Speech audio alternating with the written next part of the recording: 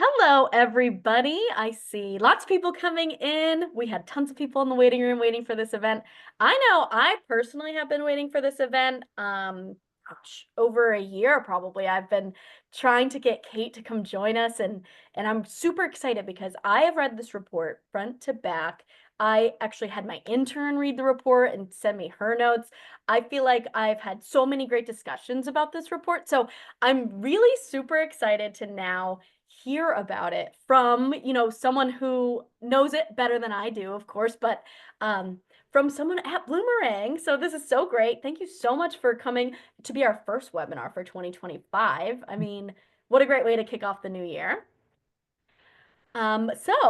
Okay. Oh yeah, we got lots of people coming in. If everybody wants to go ahead and drop in, I know everybody usually writes their location. I also would love to know the name of your nonprofit, or if you'd prefer to just share your mission, because I like to kind of get an idea of the impact that we're having collectively in the room. So if anybody wants to go ahead and start that off, I would love to hear a little bit about you and your mission. And while we are letting those answers come in, I want to let you all know that I am recording this session. Everybody will get a copy of the recording via email from me after the session today. So be on the lookout for another email coming from me. I also want to let you know that because you signed up for this webinar today, I'm inviting you all to come see a community demo, which will be just about MemoryFox next week. So I'm going to go ahead and add you to that calendar invite. So if you see a calendar invite come from me, that's what that is. I would love for you to join us next week. Oh, we got lots of good stuff coming in. Wow. Oh, wow, this is wonderful. I see Girl Scouts. I see ending gun violence and tragedy in Texas, rehabilitation through the arts. Wow, I love when we get to see a bunch of different missions that are doing completely different things. And then, of course, thinking about how this webinar is going to be helpful for all of them. This is so exciting. I'm excited to continue to read through those. But first, I would love to introduce our guest because I really would love for her to get started, of course. So today we have Kate Kramer. She is the partner marketing manager at Bloomerang. She has over 15 years of development and marketing experience. And like I said, I've been trying to book her for a webinar for over a year. So I feel like this is a special treat for me. And I would love to kick it over to Kate to go ahead and get started. Awesome. Thanks, Carly. Thanks so much for having me. And thank you to everybody that is here today. Let me start sharing. Really powerful missions here. This is so exciting to see everybody. Everybody see me? Yes. All right. So, as Carly said, we are here today to talk about our generational giving report, the lessons that we learned from it, and really, I think more importantly, what can you do with those lessons for your 2025 fundraising? Just a warning, this is super, super data heavy, but I think it's all really, really interesting and pretty powerful too. So, a little bit about me, like Carly said, I am the partner marketing manager at Bloomerang. I live in a little town in Virginia called Harrisonburg. I did see somebody else in the chat was from Virginia, so that might be the only person that knows of my small town. But we are where James Madison University is located, is the reason people know us. I spent many, many years as a volunteer fundraiser, a frontline fundraiser, doing events, marketing, annual giving, fundraising planning. And then I made the move over to the tech world and I joined the team at Bloomerang, where we focus on donor management, online fundraising, and volunteer management. But, that's not why we're here today. We are here to talk all things generational. So, a little bit about what you can expect. We are going to start just with some general data on fundraising in the industry and sort of the current state of giving trends. Then we're going to put the bulk of our time into the study that the team over at Bloomerang and QGive did mid 2024. I keep wanting to say earlier this year, but that was in fact last year. Looking at generational giving and really looking at every aspect from how do people find organizations, How do they want to be communicated with? How do they prefer to donate? Then we'll look at some really good little nuggets for each generation, some key generational takeaways. I will hopefully have some time for questions at the end. So full disclosure, I revamped this presentation and it's the first time I'm doing it in the new and improved way. But please drop questions in and Carly can interrupt me too if there's something that she thinks I should see while we're talking about it. So that's the overview of our plan for today. Let's go ahead and just jump right into current giving trends. So this slide and the next couple slides, all of the data on this comes from the Fundraising Effectiveness Project. And let me know in the chat, are you guys familiar with the Fundraising Effectiveness Project? So hopefully, I hope so. But the Fundraising Effectiveness Project, which is really hard to say, is a joint effort between AFP Global and Giving Tuesday. So they aggregate data from a ton of CRM companies. Bloomerang is one, Neon is one, Keela is one. There's a bunch of them. So they take all of this data, they anonymously aggregate it once per quarter, and then they give us these trend reports. So what we're looking at today is 2023 data. So I know that sounds old, but it came out in April of 24, and we don't actually get the 24 data until this coming April. So it is still the most current calendar year data that we have. There's a QR code on this slide, and also I can send Carly the slides if you want them later, but it is pretty interesting to look at the different quarters and then to look at the year as a whole. And it's free to download or to go to that site and download it. So, all right, 2023 data. So what we learned is that donors were down. But the upside is they weren't as down as they were in 2022. So in 2022, it was down over about 10%. Last year was only down 3.4%.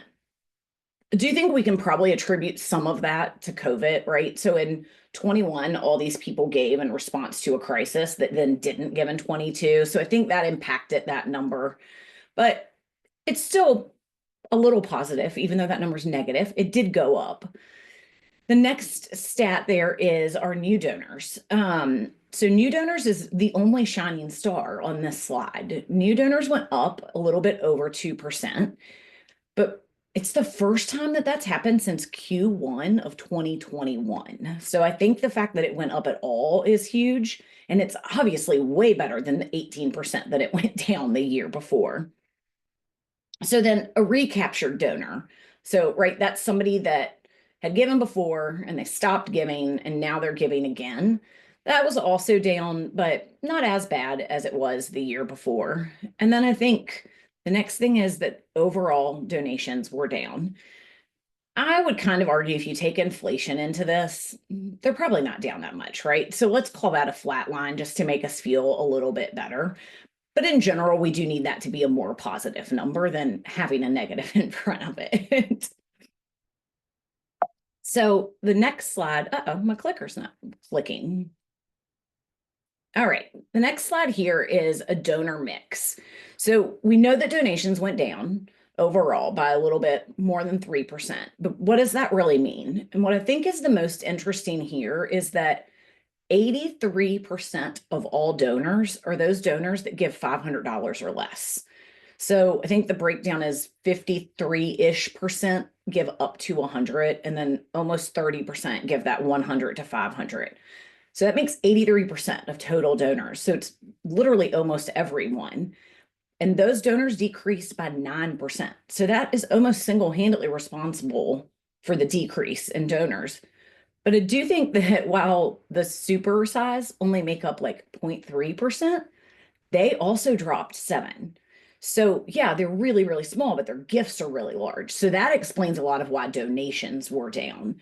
But I think we often as fundraisers think, oh, the small gifts don't matter. They're 83% of all donors. Like those gifts matter. So then let's talk a little bit about retention. So your donor retention rate, I'm sure you guys all know this. It's the donors that gave in one year, you put it over the top of donors that came back the next year, and that's how you get your rate, right? So all the people that gave in 22, and then those that gave again in 23. And I know it's kind of annoying to do. Hopefully your database or your CRM just calculates this and tells you this, but it's your repeat donor rate. And I'd love to know in the chat if anybody knows their donor retention rate. Because the next thing is, well, what is the national average? Oh, Margaret, 41%. That's fantastic. And impressive that you know it. I love that. So when you look at the industry average, it's 42.6%. And Margaret, you're really close. That's fantastic work. So I just think as nonprofits, we don't often look at this as much. And a for-profit business is looking at this every day. I mean, think about Amazon, right? I have Amazon Prime. I have it every year. Their retention rate is like close to 100%, right? They just charge you automatically, which is why later we'll talk about monthly donors. But as an industry, we've got to get that retention rate up. The repeat donor rate average is 58%. So if we can get them to make that second gift, they're so much more likely to make a third gift, a fourth gift, and so on. And a lot of that's messaging and what did they want to hear from you? Did they hear that? What channel did they want to hear it in? And how, sorry, I got distracted by the chat. And did we communicate to them via that channel? And we'll dive into all of that later. But if we can move the needle on retention, then we don't have to hustle as much to find new donors. I constantly hear, I need more donors, I need more donors. But what if you can get your donors to just keep giving? Then you don't need as many new donors if you can retain the ones you have. Think if you take any metric out of today, it's retention. We can move the needle there. Even if you start moving it slow, you can get those improvements year after year. The last stat up there is first time donors. And honestly, that one just makes me sad. They made a gift and then only 18% of them came back to make a second. And so 1 out of every 5 is all that you're keeping on new donors. So when I hear fundraisers say, oh, I need new donors, but you're only keeping 1 out of every 5 of them, right? So let's put our focus into retaining them and not finding more. This here's just the trend line. I'm a data nerd, so I love seeing this kind of stuff. It's been in the mid 40s for almost 10 years. So we are not making a lot of progress on improving our retention. You can see in 21, it went down to sort of its lowest point. Once again, I think it's so hard to look at stuff from 20 and 21 with COVID and all of the external factors. For the past 2 years, it's still pretty heavy, held pretty steady at about 42%. And once again, all these numbers are fundraising effectiveness projects. So all of the aggregated data from all of the CRM companies that participate, I think there's 10 of us. It's on their website. I just can't memorize all 10 names. So the reason that this is so important is the cost of acquisition, right? So you're looking for new donors and you're spending more to acquire a new donor than to just retain the ones you have. There's true cost associated with acquisition. It costs you 5 times more to acquire a new donor than to just keep the one that you already had. And then I love this stat. It's 2 to 3 times the initial donation amount to bring them back in. So if they gave you $100, it's going to cost $200 to $300 to find a new donor. So you just lost money on that acquisition. And then in 2023, the renewal response rate is 20 to 30% higher than acquisition response rates. And I think I put it in bold. It's the bottom line. It's easier and cheaper to retain a donor than to get a new one. So as you're kind of thinking about those pieces and how do you focus on retention, I think some of what we learned in this study is so helpful. So now that everybody's depressed with the current state of fundraising trends and wondering why I would start with such joy and positivity, I do want to acknowledge that it is doom and gloom and it is daunting and scary. But these are the challenges that we're facing as a sector, right? And that you all are facing as fundraisers. Donors are down, retention is down, total donations are down, inflation's a whole different story. And I know that many of you feel this. And I think that that's really one of the biggest reasons we did this study. We need to understand our donors. It is of critical importance and so valuable that we understand why they give, what makes them give, how they want to give, and ultimately why people like you should care about their giving preferences. And then the other big reason, and I'm sure you guys have seen this, that we launched this study is we are actively seeing wealth transfer in this country.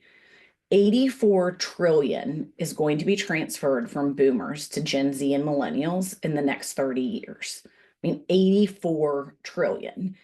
So, how are you talking to those different generations? And do you talk to boomers that are transferring the wealth the same as you talk to millennials? And how do you get a piece of the action? You know, the media talks about this great wealth transfer in terms of what it's going to do for the economy, but nobody's talking about what can it do for nonprofits and how can you actively participate. So we really wanted to understand how these generations work, and that's what we're going to dive into today. Here comes the fun data parts. So for this report, we polled over 1,000 supporters of nonprofit organizations. It was only US organizations. And here's the breakdown of the generations. So we had millennials, and those are people roughly 28, 29 through 43, 44 years old. And they were actually oversampled a little bit at 31%. Then we had Gen X. Those people are about 44, 45 to about 59 or 60. We had them at 27% of our survey. The boomers, actually, this is technically boomers plus. We had such a small piece of the silent generation that it wasn't a valid enough study. So we're considering in this study boomers to be anyone over 60. That came in at 24%. And then you'll see Gen Z is the lowest at 17%. And part of that is because we only surveyed everybody 18 and older, right? So we are only looking at like 18 to 28-ish year olds in this and leaving out the Gen Z that's below 18. So it's a little bit smaller piece of the pie there. Somebody asked if they can get a copy of the slides. Yes, there will be a QR code at the end that'll either auto send them to you as well as the study, or I can give them to Carly and she can send them out. So once we had these 1,000 people, we really wanted to learn about their philanthropic preferences. How did they discover organizations to support? What are their giving preferences? What is their involvement? Do they want to volunteer? Do they just want to donate? How do they want to be stewarded, and how do they want to be communicated with? So one of the first questions that we ask them before we skip into more looking at the generations in depth is, how much do you give to a nonprofit in any given year? And to me, this wasn't super surprising. Baby boomers are giving 50% or more of them are giving $56 or more. But really, if you look at that, most of them are giving 100 plus. Gen X is a little bit more generous, but you know, we have to remember that a lot of baby boomers are tied to a fixed income. They're giving a little bit less, and Gen X is still in the workforce, probably at a point in their career where they do have more sizable monthly income. So then millennials, their average giving goes down a little bit more. And then with Gen Z, it goes down a little bit more as well. But smaller in the sense that that $5 through $55 donation range gets bigger. And once again, we saw previously, that's the majority of donors, right? Those giving under 500. I share this because I think it validates what we're looking at today, but also when we're thinking about major donors, this is where we should be focusing on those major donors, not exclusively, but think about it through that lens. So now we're going to really dig in and break this down. And I kind of split it into 3 sections, right? So first, we'll look at how do donors identify who to support? What are they looking for? Where are they looking when they want to find a new nonprofit to support? And then we'll kind of look at their communication preferences. So how do the different generations want to be communicated with? Because I'm pretty certain that TikTok's not the answer for everyone, right? And then finally, what are those support preferences? Do they want to give cash? Do they want to volunteer? Do they want to do both? And then at the end, we'll kind of do some key takeaways that encompass all of those things. So, first up was identifying nonprofits to support. So, the very, very first question that we asked them was, how do you find out about new nonprofits?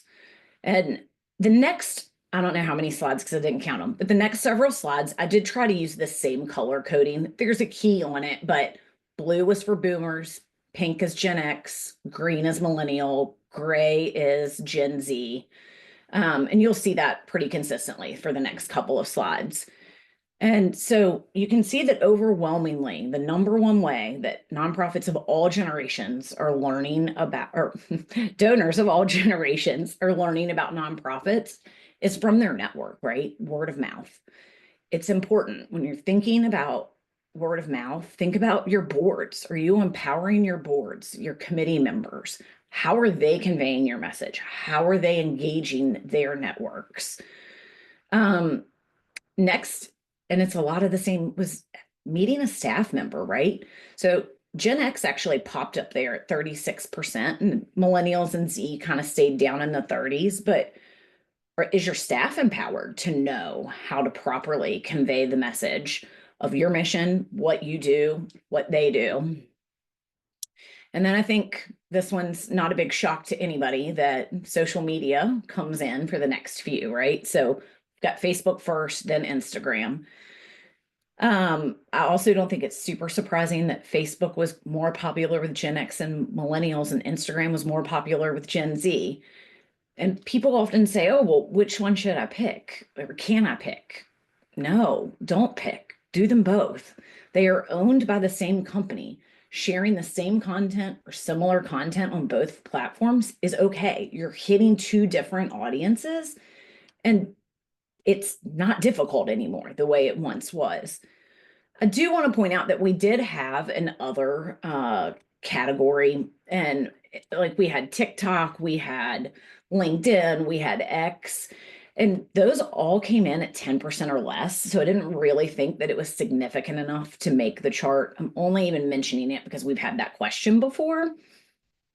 I think that TikTok was the lowest on Gen Z, though, which was super surprising to me. That's the one thing that I wish I would have included it. But if you have a robust team and you see success on TikTok or X or LinkedIn, absolutely do it. Just because the majority of data isn't leaning that way, if it's successful for you, maybe you have some sort of different audience, do what works. Oh, goodness. Where was I on that? But I think the biggest key here is that Facebook and Instagram are way, way more important than LinkedIn, than TikTok. And there are generational differences, but just cross post. And I also really think it's important to drop the stigma that social media has to be perfect.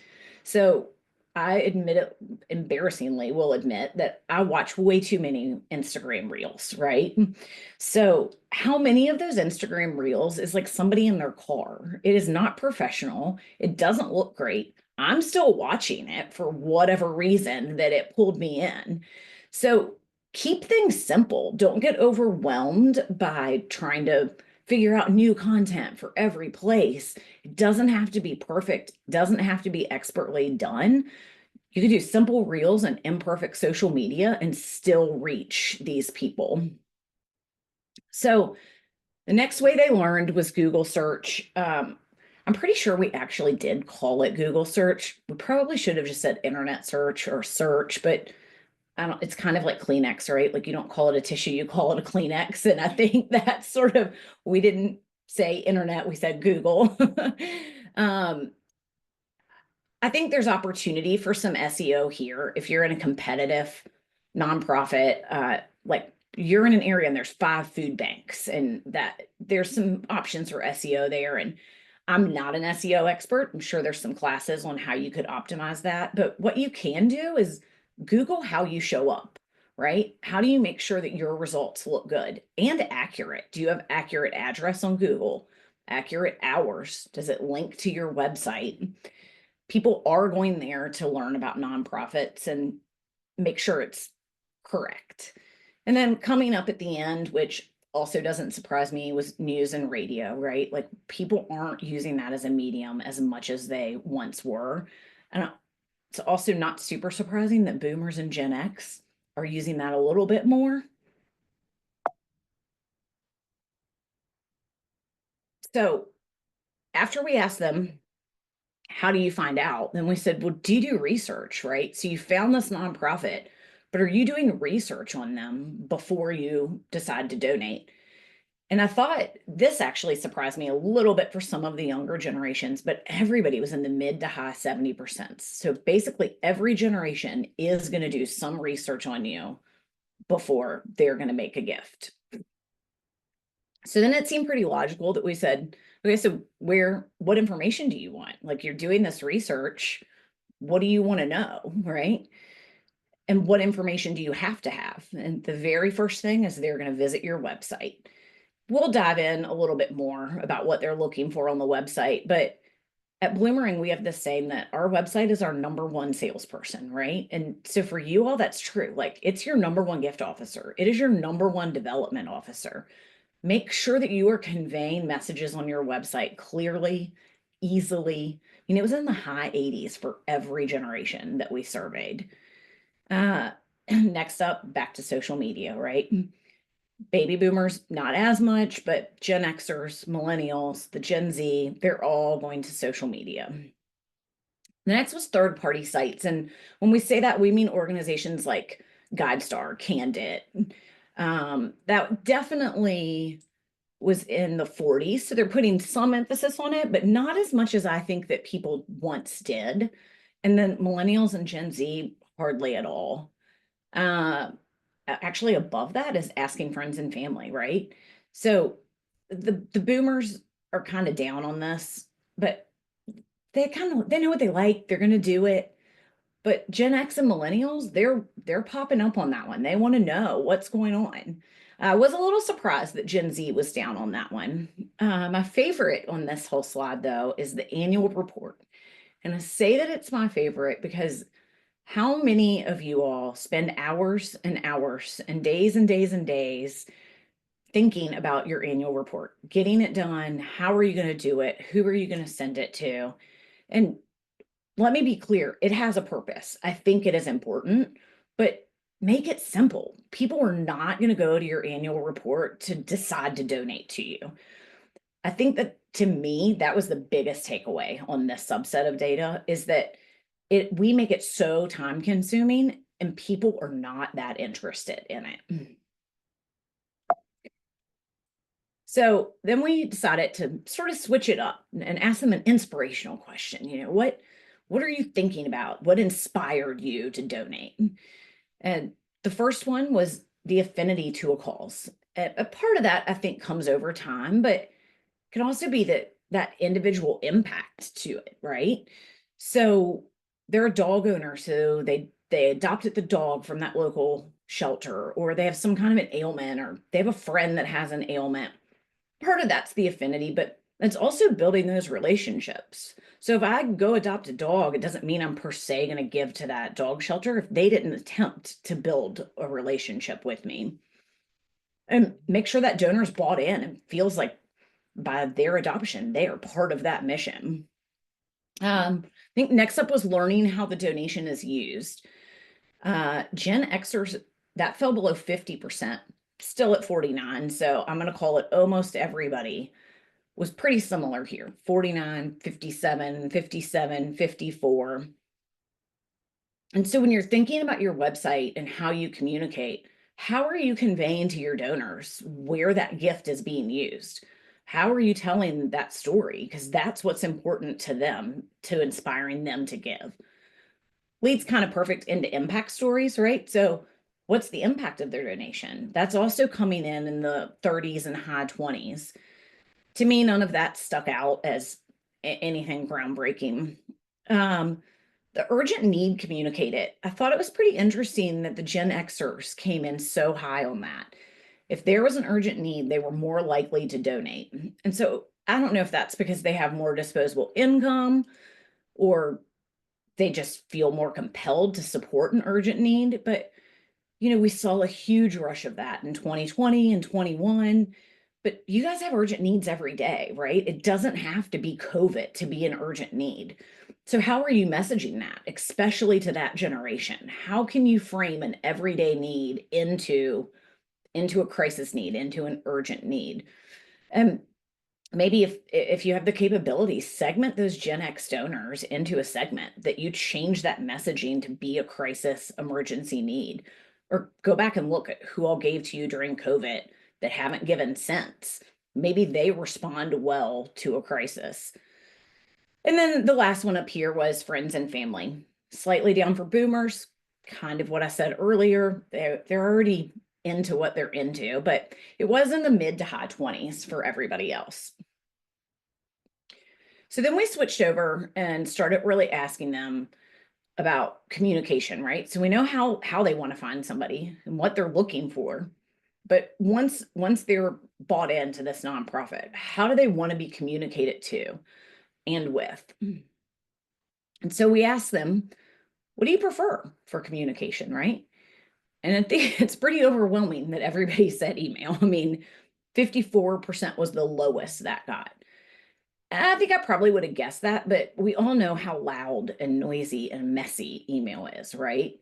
So it's hard to break through that noise. And that's something that we need to think about with the messaging to them. And then social media came in second, also not very surprising.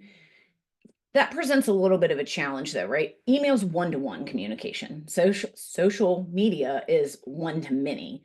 So I think there's a strategy there where you can think about how can your email be supplemented by your social media. And let's use like a giving day or an annual membership day or giving Tuesday as an example, right? You don't just post that on social or you don't just do an email. You're really doing an omni-channel approach. And so I think that's one thing to think about with social media. People need to see things a few times. So maybe they did see an email, which they prefer, but you validated it and showed it to them a second time on social media. And then we looked at mail, low, not surprising, text messages, highest with Gen Xers. And then we also asked people, like, do you just not want to know anything? Or are you just so bought in that you're going to support? I was actually a little surprised that those numbers were above 10%. One thing I want to point out that we didn't ask about, and so I couldn't include it obviously in the data, is phone. And I know everybody's going to say, don't call me. And I'm one of those people. Please don't call me. But there's such great research on that. And I don't actually have the numbers in front of me. But it's something along the lines of if you get thanked by a phone call within 24 hours, they're 2 times more likely to make a second gift. And I think that second gift average goes up at least double. And once again, I'm not going to answer the phone, but if you leave me a voicemail, my phone's going to make that into a nice little text message for me that I'm going to read. And I'm going to be like, oh, that was nice. That was so sweet that Carly called me. And I'm going to have a higher affinity for that organization. I'm probably not going to call back. And I'm probably never going to answer, but it does impact donor retention. So then we wanted to know from these people, you say you prefer email. So how many of you are signed up for their email newsletters? And it was 52% and above across the board, right? The boomers came in at 68, Gen X at 66, millennials at almost 60, and then Gen Z at 52. Honestly, I'm surprised Gen Z came in at 52. So I think that means that we're doing a great job getting people to sign up.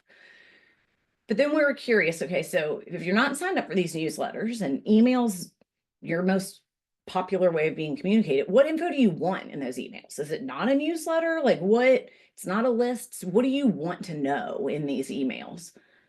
And I thought that this was pretty interesting. It was overwhelming that they want program updates. I mean, that's by far and away the winner.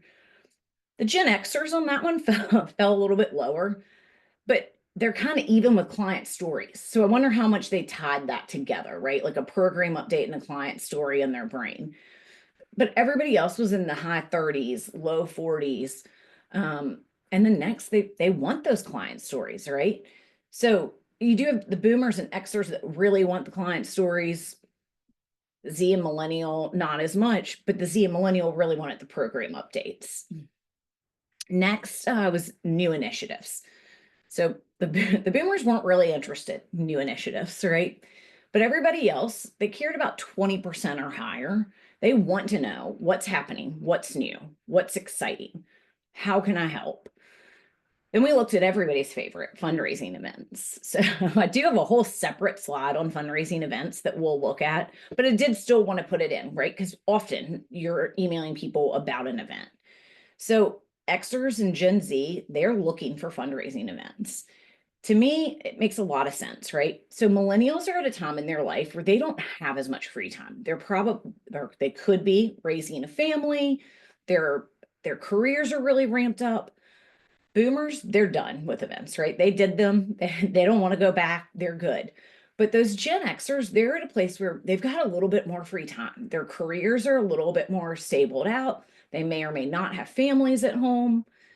And then those Gen Z, they crave in-person connection. That overall is probably my favorite finding from this whole report. And at first I was a little bit stumped by it, but then the more we started analyzing it and thinking about it, a lot of these people graduated college in COVID, right? Or they started their career during COVID. They had no in person connection. They didn't have a normal start of career experience or college experience. So to me, it makes sense that they're craving those in person connections and those events. And then across the board, less than 5% of everybody does not want to be asked for a fundraising ask in an email. So I do think there's ways that you can weave that in, but we threw it in because it's so important to just make sure that you're not making a blatant ask. There's ways you can hide it, you can work on the strategy, but they don't want that ask. So we're going to move to support preferences, but it just dawned on me that I never told you all that we did interview people for this study that gave time, money, or both, right? So these people were not just giving financial donations. And that's going to be important in this next section with support preferences. So the first thing we asked them was, how do you prefer to donate? And you guys can see the color code, but green is credit or debit, blue is cash. That kind of surprised me. I never ever have cash. So that to me was a little shocking that that was so big. Orange is check, red is digital wallet. And then the little teeny margin on the right side is stock or asset transfer. And so the things that shocked me here were that Gen X and even millennials just want to hand out cash. Apparently, they're just giving cash as a form of donation. And that's fantastic. But what we can impact is the digital wallet, right? And so when I say digital wallet, we're talking about Apple Pay, PayPal, Venmo, Google, all of those things. I know that I'm so much more likely to give if it's going to take my Apple Pay and I didn't have to get up and go find a wallet and go find a card. And it's the whole how many clicks did it take you to have to donate, right? So if you can remove that barrier and make it easier, there are so many platforms that offer all kinds of payments. So if you don't have that on your website, I really encourage you guys to look into who can help you get those features added to your website. I see something about monthly giving in the chat, and it's coming, I promise. It's actually coming, I think, in like 2 slides. Because next we said, how many times do you donate annually to an organization? So this was over 50% of everybody is giving multiple times a year, which I didn't totally expect. The boomers, and this is to the same organization, by the way. So how many times to the same organization are you willing to give in a year? So boomers came in second highest, Gen X, millennials, and then Gen Z. So there's an opportunity to move this with all of the generations, but there's really an opportunity there with Gen Z. And this is where the person that asked about monthly giving, right? So if they're giving you $50 or $100 a year, get them to flip that to $10 a month, because all of a sudden now you've got 120 a year, and get them to increase that. If you have a robust monthly giving program, look at which generations you have contributing to that and the areas that you can improve. at Bloomerang, we believe that monthly giving is the gold standard of giving, right? And so the next question that we asked was, if you're giving multiple times, how often is that? Are you giving every week? Are you giving monthly? And it was overwhelming that it was monthly, is how they prefer to give. So you can see even the boomers and Gen X are giving 36% say that they'll do monthly giving. Millennials, Gen Z, not far behind. So if you can convert any of those people or figure out how to message for a monthly giving program, and this goes back to that retention, right? So that's going to increase your retention rate, just like Amazon Prime, just like all of the subscriptions. You do not have to look for new donors as often if you can get them into this program that they're telling us they like to do. They like to give monthly. So switching a little bit off of a financial gift, we said, how many of you guys are willing to do a fundraiser for an organization? And the Gen Xers, over 62% of them are willing to fundraise on your behalf. And even millennials and Gen Z were in the mid 50s. Once again, millennials, I think, goes down some because they're a little busy. They'd probably rather just write a check right now than do something. They don't have a ton of extra time. So then we said, let's go back and talk about events a little bit more. And the first question that makes me laugh was, do you like to attend them? Overwhelmingly, the baby boomers said no. 50% of them do not want to attend an event. But look at the others. 34% of millennials will, 30 of Gen X, 24% of Gen Z says that they won't. So that means that there's 70 some percent that will, right? That's huge. This to me, I think, wasn't surprising, but very validating. In person is by far and away more popular than virtual or hybrid. Now, don't get me wrong, there's a time and a place for virtual and hybrid, but those Gen X, Gen Z, they want those in-person events. So how get them in, get them to fill seats. And there's some key data here that you can say, hey, we should be doing events, which I think is also funny because for I think the 10 years before COVID, it was let's get away from events, right? But now everybody wants them again. So then we said, okay, maybe you're not giving money and maybe you don't want to go to events, but do you give in-kind donations? And everybody is giving in-kind donations to the organizations they're supporting if they can at a pretty high propensity. The Gen Xers at 75%. And when I say in-kind, it could be clothing or maybe it is canned food because you work at a food pantry. So how can you leverage this data to help move that forward, right? So you know they want to give. Are you giving them opportunities to support you in kind? And leading right into that was volunteering. So maybe you're an organization, there's really just not something they can give you in kind, but can you get them to volunteer? And we asked them, would you volunteer at the organizations you support? And it was 43% and above said yes. Gen X is at 57. I think I've seen that higher in some other studies as well.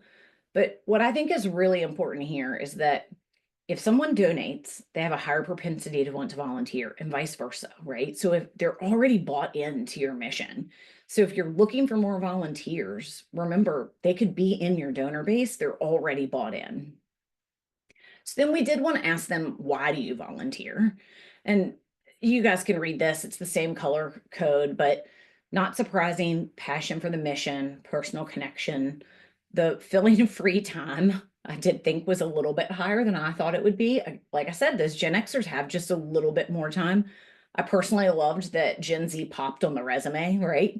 So once again, they're younger, they're trying to build their resume, and that's okay. You can still use them for volunteers. So then we ask, how many of you guys would be on a board or a committee of an organization that you support?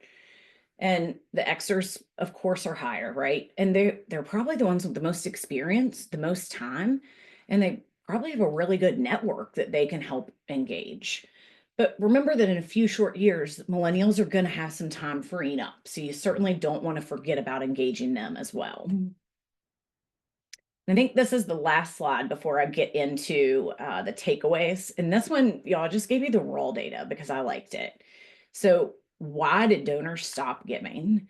I think this is so important. The two biggest reasons, and it was true for every generation, is that they did not feel connected and that they did not think their donation was being used wisely.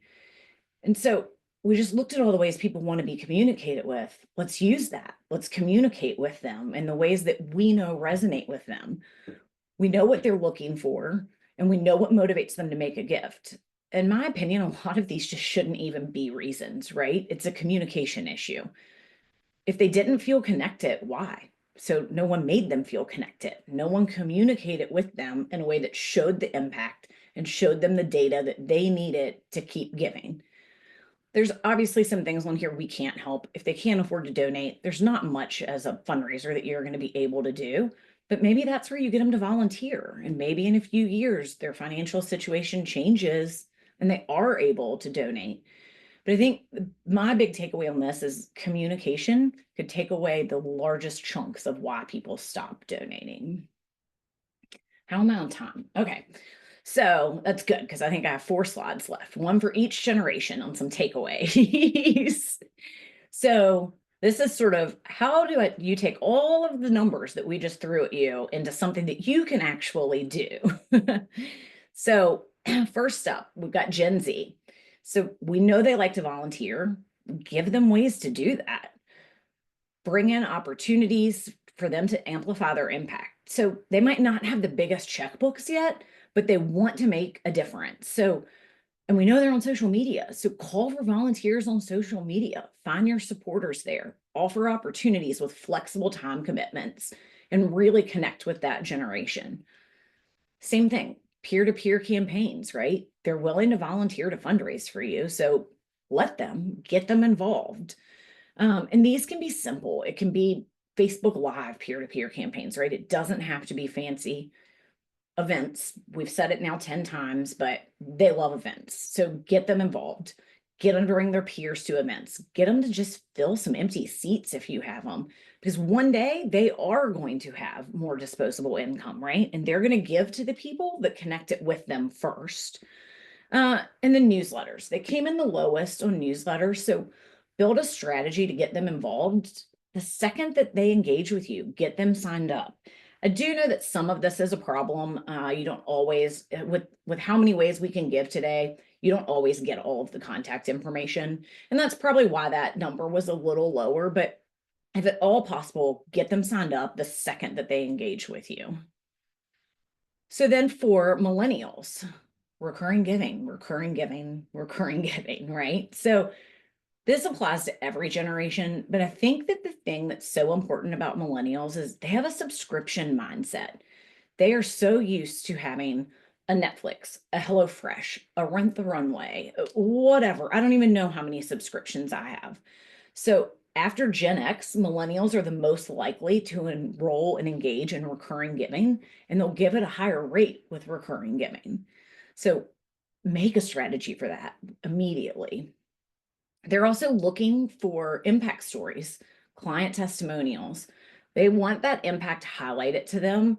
And they actually said that they want it on a monthly basis. They will stop donating if they don't feel connected. So put those stories in emails, social media, keep the millennials engaged and connected. And then obviously social media, right? So it's good for all generations. It's really good for millennials. So just keep it up to date. Make sure you don't have broken links. Make sure there's a way from your social medias to donate that takes back to your website. But with millennials, it's really strong on Facebook. So what's your strategy tied to engaging them? Then Gen X. So the one part that I didn't put in is that Gen X pretty much wins everything, right? So they are like the most likely to volunteer, the most likely to donate, the most likely to support you in kind, to host an event. So just lean into those things. They're really good at it and they want to do it. So more peer-to-peer campaigns. 62% of them said they would do one for you. So engage them. As they're continuing to age and their social networks have grown, they're prime candidates for helping host an event. The same applies to their boards, right? Recruit some boards from them. They make great board members, great committee members, and a lot of that is due to their networks and the place in life that they are. Digital wallet, they won this category also. Highest percentage that are willing to use a digital wallet and prefer it as a way to donate.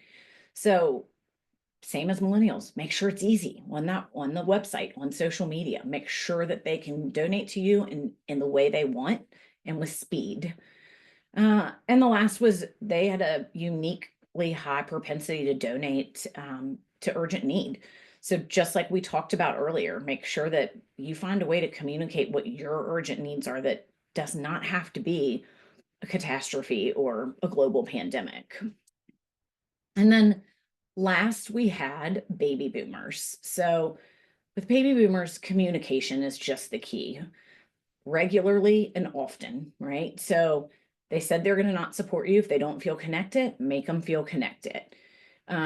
This was the only generation that really ranked transparency with financials high. And so maybe these are the people you're still doing that annual report for. Make sure that they know how their donation is being spent and how overall funds are being spent.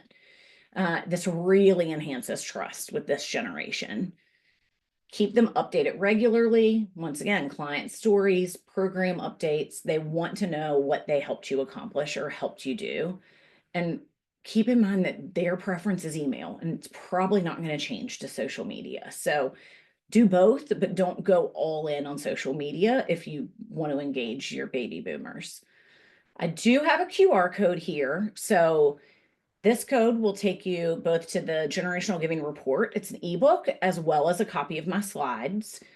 I'm going to leave that up for a minute to make sure everybody gets it. But before I end, I do want to say thank you to all of you. So you guys are the ones doing this hard work every day. Without you, these nonprofits would definitely be struggling in the contributions that you make every day. So thank you for the work you do. And thanks for spending an hour of your day with me today. Wow, I am blown away. I agree with you. There was so many things that you said that you're surprised about, maybe some other things that you thought were maybe not surprising. And I feel like I so agree with you. Like maybe we're like the same in our millennial mindsets, but I was like, wow, wow, that was surprising to me too. I think when you explained the Gen Z, maybe how they want to do more in-person things, I hadn't really made that connection before. I think that is so important. And I also think a lot of the things you described are things that maybe Gen Zers might be inherently, I don't want to say better at, but maybe just like more experienced or have more time to do. Like you're talking about, sharing more impact stories. Maybe that's video, and maybe you get some Gen Zers that can help you come up with some creative ideas and really make those videos for you. Like that's something they can do so easily. Um, and really, and or even like volunteering, like some things volunteering sometimes can be labor. It can be, heavy lifting. It can be things that maybe some of us don't want to do anymore or we just can't do anymore. So, wow, I think so many good insights. So, thank you so much for putting it in a way that we could see all the comparisons. That's so helpful. You are so welcome. I did also put, if anybody wants to connect with me on LinkedIn, I do have my information as well. Feel free. I try to be pretty responsive on there. But it is just another place sending us messages. So True. That is so true. Yeah, I think definitely follow Kate on LinkedIn. Definitely get your own copy of the report. Take a look at it. I love that I'm seeing some people in the chat saying, I'm excited to take this data and compare it to my data. People are, I think that's a great plan. Like, start thinking about what are some small changes that you can make tomorrow, depending on maybe segmentation of your donor of the list on your email list or something like that. Like how can we um, maybe start things tomorrow? I think that's a great look. A lot of really great presentation things in here. One question very early on that I'm not sure if this was answered, so I'm just going to go back to it. But somebody did ask when you were talking about donor retention rate, how do you recommend you showed the formula for how to calculate it, but how often would you calculate something like that? Is that something you do yearly? Is that something you maybe look at monthly? What would you recommend for that? so I think it really depends. Depending on your CRM, it'll auto calculate that for you, right? And so, like I know on our product, when you log in, it's the first thing you see. So it's auto calculating that every single day. I know that other people's CRMs have that capability as well. I would honestly, if you have an easy way to do it, I'd do it a minimum of monthly, right? Yeah. But if you have to manually do it, I understand that that's time prohibitive. So, but I would still probably do it every 6 months. It's a great KPI. It's a great metric to measure yourself against. I think I totally agree. And then I think, then you can say, okay, here's the list of people who have not given yet this year. Maybe I know that this group of millennials would probably rather hear from me in this way. So maybe that's something you can implement from your communication strategy. Or kind of like you said, maybe it's repurposing those stories in different places that might reach different generations or might even reach new people, of course. But I love that advice. Gosh, I wrote down so many things. Let's see. I already talked about Gen Z a little bit. Um, I love when so somebody was asking about monthly giving and you talked a lot about monthly giving. I agree. I can't believe that every generation was over 28% of people saying, like 28% was the lowest of people saying, "Yeah, I would give monthly." Like, what are we doing here? Let's make it easy to give monthly. I know there's so many great thought leaders that are doing work about monthly giving, so maybe check those out if you don't have a program set up Yes, for. and if you need recommendations for any of those people, we partner with a ton of them. I'm happy to provide it. I mean, we are in a subscription economy. Like that Yes. is what I we actually just got one of my confirmation emails today about a group that I give monthly to, and I every month I'm like, oh yeah, I do give to them every month, but I'm like kind of reminded of that, so that's kind of fun. I thought that was awesome. Also, okay, so like in my previous roles, when I worked at nonprofits, I did a lot of peer-to-peer fundraising. I think peer-to-peer fundraising, it's personally my favorite kind of fundraising. I think it's like the most fun. Um, and I just think it's fun. But I love that were showing the data for that, and that Gen X was actually really into kind of doing their own fundraisers, which I know that's not always peer to peer, but setting up your own fundraiser to support a nonprofit, I think, yeah, that's such good advice. Like, give people tools to go ahead and set up their own fundraisers, right? That's great. well, and I think too, for them, I think so much of that goes back to the time. They have more time. And then if they are done with raising their family, maybe they're looking for that reconnection with their friend and their social networks again. And that gives them a great excuse to be able to do that. So capitalize on Great. those Especially opportunities. when you're talking about early in your slides, you're saying word of mouth, right? Asking friends and family, who do they support? Why do they support them? That's really just, you're seeing that trend is, those are obviously related. So that's really cool. Yep. Well, if anybody has any other questions, go ahead and drop them in the chat. But just a few reminders from me. Um, thank you all so much for coming. Thank you, Kate, for joining us. I am so excited to get this recording out to everybody that registered, as well as we will include the slides. And I'll also include that link to the fundraising effectiveness project, since that was something that you talked a lot about. And then if people want to learn more about It that. is through the grapevine that they're getting ready to redo that site and Oh, it's going to be a new standalone. And I have heard it's going to be amazing. So stay tuned. I think it'll be done by the time the 2024 report comes out, which is okay. usually, I'm certain it will be amazing. I'm sure they have like some of the best minds putting that together right now, I probably think as we it'll speak. be late April this year because it's usually right around AFP Icon, which I think is around April 20 something ish. Late April.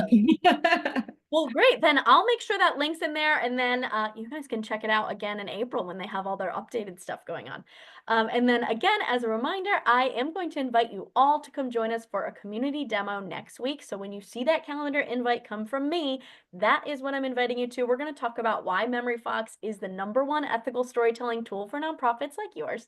And we're also going to give you a chance to use it in real time. We're going to do all that in 30 minutes. So if you have 30 minutes next week and you want to learn about MemoryFox, come join me. I'm going to put that calendar invite right on your calendar. So we'll see you hopefully next week. Um, and I think a lot of thank yous in the chat. I don't see any more questions though, Kate. So thanks again for joining us. This has been so helpful. I'm going to write a little blog post about the stuff I learned, and I'll make sure that I tag you when I put that out. And hopefully everyone here will want to read it too. And I will also, Kate, I'll see you next month at Give. Yes. So Yeah. we'll see you at the Bloomerang GiveCon event. So Boomerang's having a conference. It's sold out for this year, but stay tuned for next year. It's in sunny Orlando this year. yeah, I'm so excited to get out of Rochester and go to Well, Orlando. it's 19 degrees in Virginia where I am right now, so I'm also looking forward to Orlando. I love it. I love it. Okay, yeah, still more thank yous coming in. But yeah, thank you all so much for Thank joining you us today. guys. Thanks Thanks for for having being me, our first. Carly. Yes, of course. Thanks for being our first guest of 2025. Have a wonderful day, everybody. Bye, guys.